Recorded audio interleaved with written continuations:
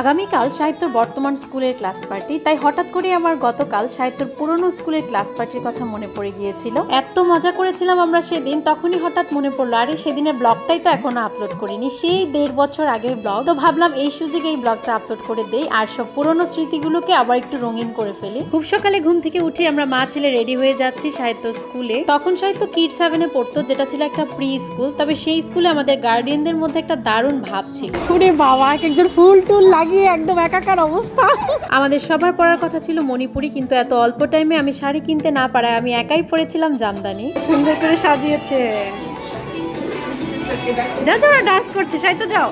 এইদিকে আমার ছেলে ঢোকার সাথে সাথেই তাকে দেখে সবাই মাশাল্লাহ বলছিল, খুব প্রশংসা করছিল যে সাহিত্য তোমাকে অনেক হ্যান্ডসাম লাগছে। আমারও ভালোই লাগছিল শুনতে। তা আমি আসলে সবগুলো ক্লাস ঘুরে ঘুরে দেখছিলাম, খুব সুন্দর করে ডেকোরেশন করা হয়েছিল ভেতরে। এরপরে আমার সব বান্ধবীদের সাথে ভিডিও করছিলাম, যদিও তারা সবাই বয়সে আমার চেয়ে বেশ বড়, আমি ছিলাম সবার চেয়ে জুনিয়র, কিন্তু সবার সাথে খুব দারুণ একটা বন্ডিং ছিল। আর এই হচ্ছে আন্টির সাথে তো আমাদের মধুর একটা সম্পর্ক ছিল। তো এদিকে সবাই এক এক করে আমার ব্লগে হাই বলছিল, আর কিউট কিউট বাচ্চাগুলোকে আমি ঘুরে ঘুরে দেখছিলাম। প্রত্যেকটা বাচ্চাকে এত সুন্দর লাগছিল, এক একটা পরি মনে হচ্ছিল, কারণ সবসময় বাচ্চাগুলোকে আমরা স্কুল ড্রেসেই দেখেছি। তাই সেদিন সব বাচ্চাগুলোকেই ডিফারেন্ট লাগছিল, আর সব বাচ্চাগুলো এত আনন্দ করছিল, নাচ গান করছিল, আমার দেখে খুব আনন্দ হচ্ছিল। কিড 7-এর এই বিষয়টা আমার খুব ভালো লাগতো, কারণ সেখানে আমরা সব গার্ডিয়ানরা বসে দারুণ গল্প করতাম, আমাদের মধ্যে একটা সুন্দর বন্ডিং ছিল। তাই সবাইকে আমি এখনো অনেক মিস করি। সাহিত্যর এখনকার স্কুলের গার্ডিয়ানদের সাথে আমার তেমন একটা বন্ডিং তৈরি হয়নি, বিকজ আমি স্কুলে থাকি না। আগে যেমন স্কুলে ওকে দিয়ে বসে থাকতাম, বাট এখন আর বসে থাকা হয় না। তোমাকে তো অনেক কিউট লাগছে, একটা ছোট্ট লাল পরি।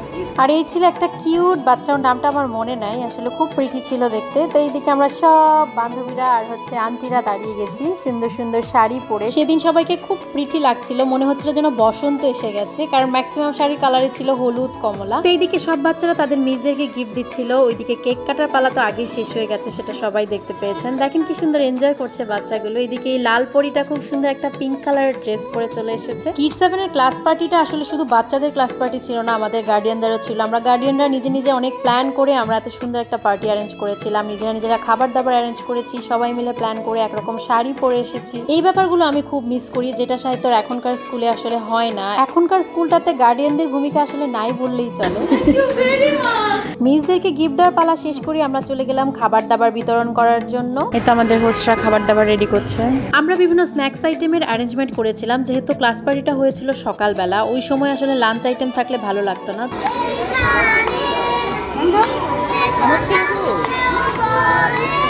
এর মধ্যে শুরু হয়ে গেল বাচ্চাদের নাচ গান কবিতা আবৃত্তির অনুষ্ঠান। যার যা ইচ্ছা তাই করছিল, খুব সুন্দর করে বাচ্চাগুলো পার্টিসিপেট করেছে। আমার ছেলেও মন খুলে গান গেয়েছে। গাও গাও সাহিত্য। আমি প্রথম সাহিত্যকে এই লজ্জাবিহীনভাবে গান গাইতে দেখলাম।